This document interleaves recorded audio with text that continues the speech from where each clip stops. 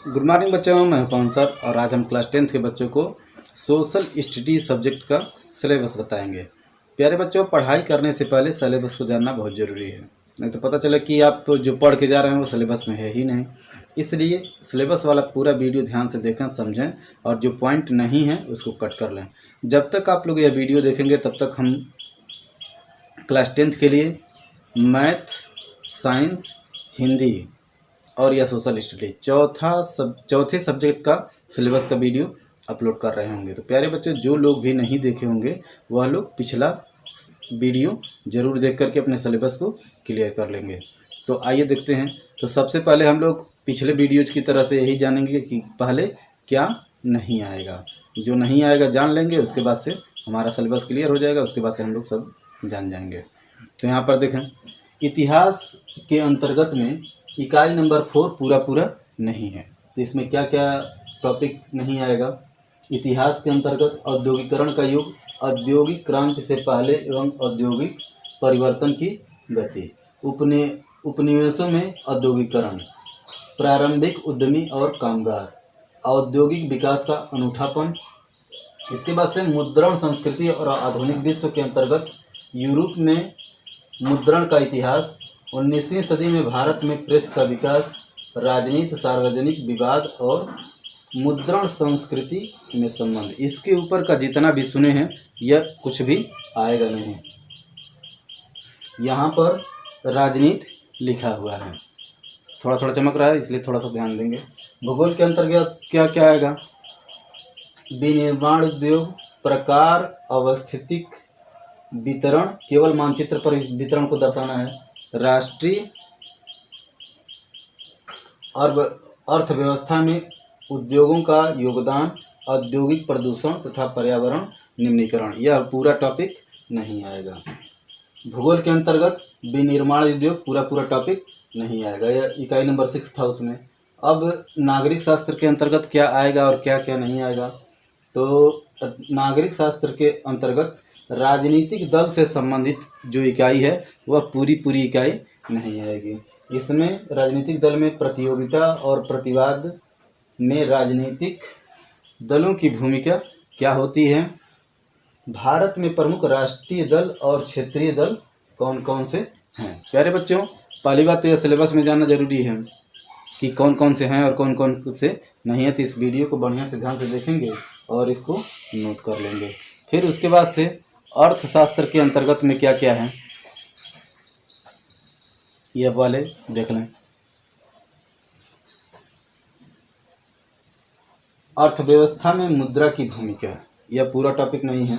बचत और साख के लिए औपचारिक एवं अनौपचारिक वित्तीय संस्थाएं, सामान्य परिचय, किसी एक औपचारिक संस्थान जैसे कोई राष्ट्रीयकृत वाणिज्यिक बैंक तथा कुछ अनौपचारिक वित्तीय संस्थानों का चयन किया जाए। स्थानीय साहूकार, जमींदार, चिट फंड तथा निजी वित्तीय कंपनियां, यह अब तक जितना बताया गया है यह पूरा सिलेबस नहीं आएगा। इसलिए इस पॉइंट को बढ़िया से नोट कर लेंगे और इसको देख लेंगे। तो प्यारे बच्चों, हिंदी का भी सिलेबस आप लोग देख लीजिए, साइंस का भी देख लीजिए, मैथ का भी देख लीजिए और सोशल स्टडी तो देख ही रहे हैं। बढ़िया से देख लेंगे तो आपको पता चल जाएगा कि क्या आएगा और क्या नहीं आएगा। जो नहीं आएगा उसको क्या करेंगे, छोड़ देंगे, और जो आएगा उसको पढ़ लेंगे। 30% सिलेबस लेस हुआ है, 30% बहुत बड़ी बात है। पूरा साल भर के लिए यदि 100% है तो समझ लीजिए 3 महीने की पढ़ाई आपको नहीं पढ़नी है। तो 3 महीने के समय में क्या करेंगे, जो बाकी सिलेबस रहेगा बहुत बढ़िया से रिवाइज कर लेंगे। और ऑनलाइन पढ़ाई इस साल हो रहा है तो उसमें बहुत ढेर सारी परेशानियां आई हैं। तो जो परेशानियों में जो समय बर्बाद हुआ है उसको या सिलेबस कम करके सरकार ने थोड़ा सा रिलीफ देने का काम किया है। तो हम लोग क्या करेंगे, जो सिलेबस है उसको बढ़िया से पढ़ेंगे और उसको तैयार करने का प्रयास करेंगे। तो यह तभी हो पाएगा जब सिलेबस के बारे में बढ़िया से जान लें। तो ध्यान से इसको समझेंगे और क्या करेंगे, पढ़ेंगे। प्यारे बच्चों, अब हम लोग यह जानेंगे कि क्या पेपर में आएगा। अब तक तो हम लोग जाने हैं क्या नहीं आएगा, तो यह भी जान लें कि क्या क्या आएगा। तो इतिहास के अंतर्गत खंड को घटनाएं और संक्रियाएं से आएगा 5 अंक। इतिहास में 5 अंक आएगा। मानचित्र, इतिहास में मानचित्र संबंधी प्रश्न जो आएंगे उनसे 5 अंक प्राप्त होंगे। अब इसके बाद से घटनाएं और संक्रियाएं, इस खंड 1 से 9 अंक मिलेंगे इतिहास में। तो 9 5 14 हो गया और 6 अंक यहाँ से आएगा। तो 9 5 14 6 20 अंक हो जाएगा। तो इतिहास से कुल 20 अंक मिलेंगे, जिसमें 5 अंक मानचित्र से आएगा और 9 अंक इस घटनाएं और संक्रियाएं वाले इकाई से मिलेगा। और जीविका, अर्थव्यवस्था एवं समाज, इस इकाई से 6 अंक के प्रश्न आएंगे। तो अब जरा देखते हैं इसमें क्या आएगा। घटनाएं और संक्रियाएं में पहला टॉपिक है यूरोप में राष्ट्रवाद का उदय। इसके अंतर्गत सन 1830 ईस्वी के बाद यूरोप में राष्ट्रवाद का उदय। 1830 के बाद वाला ही पढ़ना है। जोसेफ मेजिनी आदि के विचार, Poland, Hungary, Italy, Germany, Greece, आंदोलन की सामान्य विशेषताएं। यह 4-5 आंदोलन हैं। इन आंदोलनों की विशेषताओं के बारे में हमको पढ़ना है। उसके बाद से दूसरा टॉपिक इसमें है भारत में राष्ट्रवाद। पहला टॉपिक इसमें आएगा प्रथम इस विश्व युद्ध का प्रभाव। प्यारे बच्चों, चूँकि जैसा कि सबको मालूम है, सबको विदित है यह बात कि भारत ने किसी भी विश्व युद्ध में पार्टिसिपेट नहीं किया था, लेकिन परोक्ष रूप से भारत पर भी विश्व युद्ध का प्रभाव आया था। तो प्रथम विश्व युद्ध का प्रभाव, खिलाफत, असहयोग एवं विभिन्न आंदोलनों के मध्य विचारधाराएं, यानी कि खिलाफत आंदोलन, असहयोग आंदोलन और अन्य जो आंदोलन थे उनकी क्या विचारधाराएं थी, इसके बारे में पढ़ना है।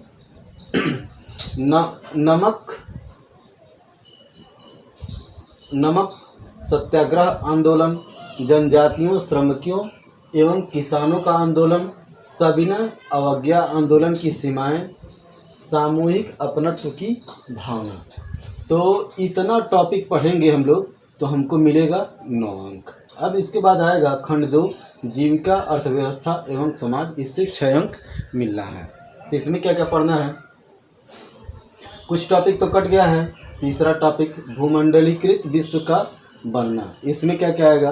पूर्व आधुनिक विश्व, 19वीं शताब्दी, 1815 से 1914 यह पढ़ना है। विश्व अर्थव्यवस्था यानी कि उपनिवेशवाद पढ़ना है, 1815 से 1814 के बीच में। अब तीसरा टॉपिक है महायुद्धों के मध्य अर्थव्यवस्था, आर्थिक मंदी। इसको घोर निराशा टॉपिक से भी पूछा जाता है। विश्व अर्थव्यवस्था का पुनर्निर्माण, वैश्वीकरण की शुरुआत। यह इतना पढ़ेंगे तो आपको 6 अंक मिलेगा। अब भूगोल के अंतर्गत क्या क्या पढ़ना है जरा फिर से देख लें। संसाधन का विकास, इसमें प्रकार आएगा प्राकृतिक एवं मानवीय। तो इसके अंतर्गत क्या क्या आएगा? संसाधन नियोजन की आवश्यकता, प्राकृतिक संसाधन, एक संसाधन के रूप में मिट्टी का प्रकार एवं वितरण, भू उपयोग के प्रारूप में परिवर्तन, भूक्षरण तथा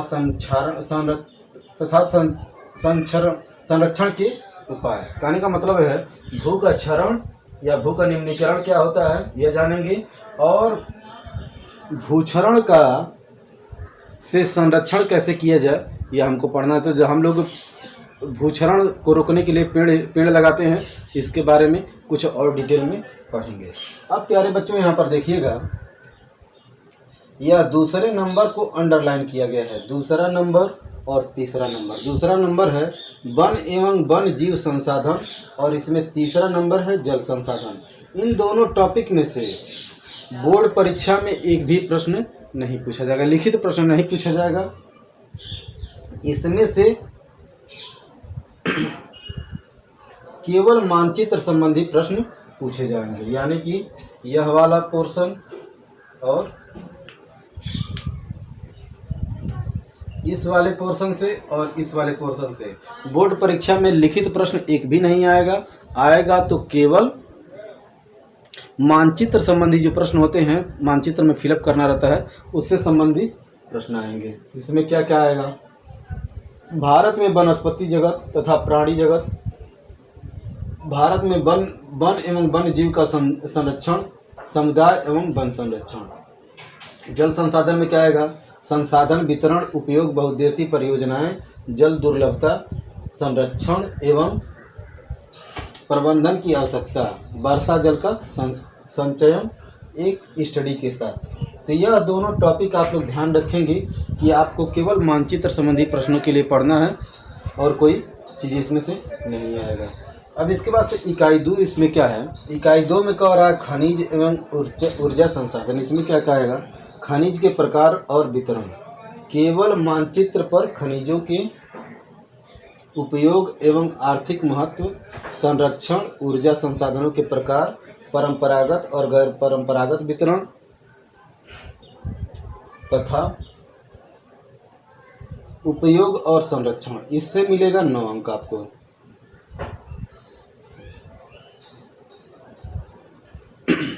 अब इसके बाद से क्या आएगा?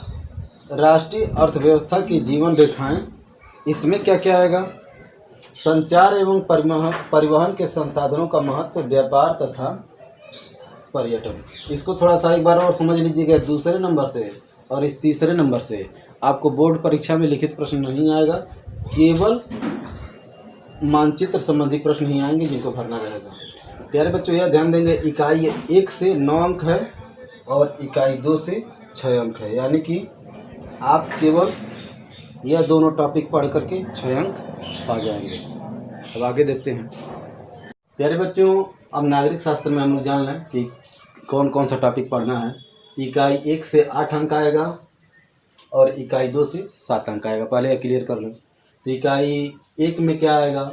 इकाई 1 के अंतर्गत लेसन 1 और लेसन 2 से सत्ता की साझेदारी एवं संघवाद, लोकतांत्रिक देशों में सत्ता की साझेदारी क्यों और कैसे, इस टॉपिक को पढ़ना है और इसको बढ़िया से समझना है। कैसे सत्य का संघीय विभाजन राष्ट्रीय एकता में सहायक रहा, यह भी पढ़ना बढ़िया से। किस सीमा तक विकेंद्रीकरण ने इस उद्देश्य की पूर्ति की है। लोकतंत्र किस प्रकार से विभिन्न सामाजिक समूहों को समायोजित करता है। या तो लेसन 1 और 2 था, अब लेसन 3 पढ़ेंगे, लोकतंत्र और विविधता। क्या लोकतांत्रिक व्यवस्था में विभाजन निहित है? जाति का राजनीति और राजनीति का जाति पर क्या प्रभाव पड़ रहा है। किस प्रकार से लैंगिक भिन्नता भेद ने राजनीति को प्रभावित किया है। किस प्रकार सांप्रदायिक विभाजन लोकतंत्र को प्रभावित करता है। यह लोकतंत्र है। यह तो था इकाई 1 के अंतर्गत लेसन 1, 2 और 3। इसको पढ़ना है इतना टॉपिक और आंसर देना है। अब इसके बाद से लोकतंत्र का परिणाम, 6वां लेसन है। क्या लोकतंत्र का उसके परिणाम से आकलन कर सकते हैं या किया जाना चाहिए। इस टॉपिक को पढ़ना है और उसको आंसर देना है। कोई भी व्यक्ति लोकतंत्र से क्या अपेक्षाएं कर सकता है। क्या भारतीय लोकतंत्र इन अपेक्षाओं की पूर्ति करता है। क्या लोकतंत्र लोगों के विकास, सुरक्षा और गरिमा को बनाए रखने की ओर अग्रसरित है या अग्रसर हो रहा है। भारत के लोकतंत्र को किसने जीवित रखा है। यह बात इतना पढ़ना है। फिर लेसन 6 के अंतर्गत क्या पढ़ना है। लोकतंत्र की चुनौतियां। क्या लोकतंत्र का विचार धारा संकुचित होती जा रही है। भारतीय लोकतंत्र के समक्ष प्रमुख चुनौतियां क्या हैं। लोकतंत्र को कैसे सुधारा और सुदृढ़ बनाया जा सकता है। यह बच्चों, लोकतंत्र को सुदृढ़ बनाने में एक साधारण नागरिक क्या भूमिका निभा सकता है। यह नागरिक शास्त्र का अंतिम टॉपिक था। अब हम लोग देखेंगे अर्थशास्त्र में क्या क्या आएगा। तो अर्थशास्त्र में कुल 15 अंक के क्वेश्चन आएंगे, जिसमें इकाई 1 से 9 अंक का और इकाई 2 से 2 अंक का। तो पहला टॉपिक है विकास। तो पहले विकास के बारे में क्या क्या टॉपिक है। विकास की पारंपरिक अवधारणा, राष्ट्रीय आय तथा प्रति व्यक्ति आय, यह बहुत इंपॉर्टेंट टॉपिक है, इसको बढ़िया से पढ़ेंगे। आय तथा अन्य लक्ष्य, आय और अन्य मापदंड, शिशु मृत्यु दर, विकास की धारणीयता। दूसरा है भारतीय और अर्थव्यवस्था के कार्यक्षेत्र, आर्थिक क्रियाओं के क्षेत्रों में ऐतिहासिक परिवर्तन। तृतीय क्षेत्र का बढ़ता महत्व, रोजगार सृजन, कार्य क्षेत्रों का विभाजन, संगठित तथा असंगठित। और उसके बाद अगला टॉपिक है संगठित क्षेत्र के श्रमिकों के संरक्षण का उपाय। कार्य क्षेत्र का विभाजन, ये इसके दो टॉपिक है, संगठित और असंगठित, दो कार्य क्षेत्र हैं, यह थोड़ा सा ध्यान से समझेंगे। इकाई 2 के अंतर्गत 6 अंक आएगा, भूमंडलीकरण तथा भारतीय अर्थव्यवस्था, इसको वैश्वीकरण भी कहा जाता है। विभिन्न देशों में उत्पादन, विदेशी व्यापार तथा विभिन्न बाजारों का आपस में जुड़ना। वैश्वीकरण क्या है? कारक, विश्व व्यापार संगठन, विश्व व्यापार संगठन को शॉर्ट में WTO कहा जाता है। प्रभाव, न्याय संगत वैश्वीकरण। अब इसके बाद से अगला टॉपिक है उपभोक्ताओं का अधिकार, उपभोक्ता का शोषण कैसे होता है, 1 या 2 साधारण केस का अध्ययन। इसके बाद आएगा उपभोक्ताओं के शोषण के कारण, उपभोक्ता जागरूकता का उदय, बाजार में उपभोक्ता को कैसा होना चाहिए, उपभोक्ता संरक्षण में सरकार की क्या भूमिका है। यह सब तो टॉपिक हो गया प्यारे बच्चों। अब इसके बाद मानचित्र संबंधी जो कुछ भी आएगा, वीडियो चूँकि बहुत ज़्यादा लंबा हो जा रहा है, 20 मिनट के लगभग हो गया है, इसलिए मानचित्र में जो कुछ भी आपको पढ़ना है उसका हम पिक्चर अंत में लगा देंगे। आप लोग क्या करेंगे उसको देख करके नोट कर लेंगे।